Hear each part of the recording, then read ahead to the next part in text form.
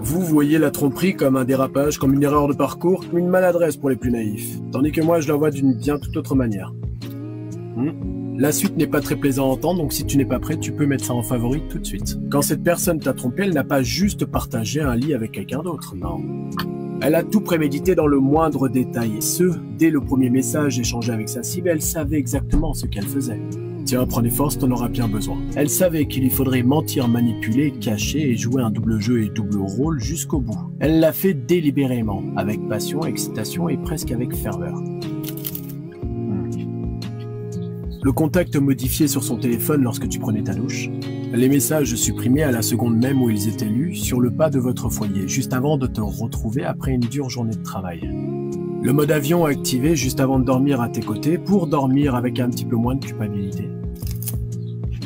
Les histoires inventées à l'avance, le plan B au cas où le mensonge principal tomberait à l'eau, tout était orchestré. Cette personne s'est parfumée, coiffée, habillée, dans le but de plaire, pas à toi mais à l'autre. Aïe.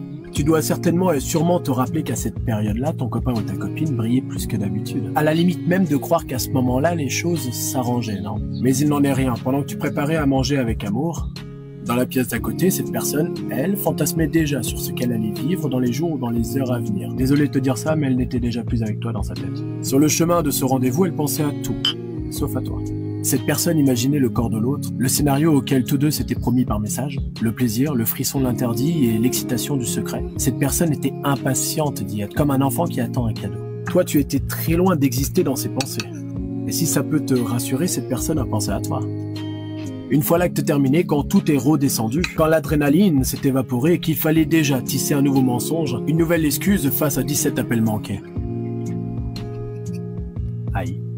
Au fond, ce qui est dévastateur dans la trahison, ce n'est pas l'acte en lui-même, c'est tout ce qu'il y a autour. C'est l'avant, la planification, là où les stratégies mises en place dans ton dos pendant que toi, tu vivais dans la confiance.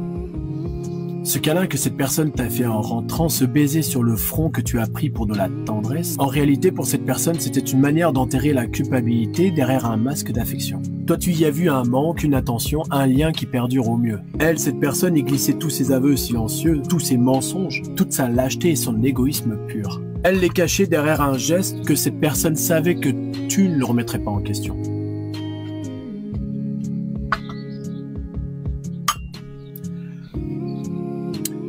Bref, voilà pour moi ce que c'est la tromperie. Désolé.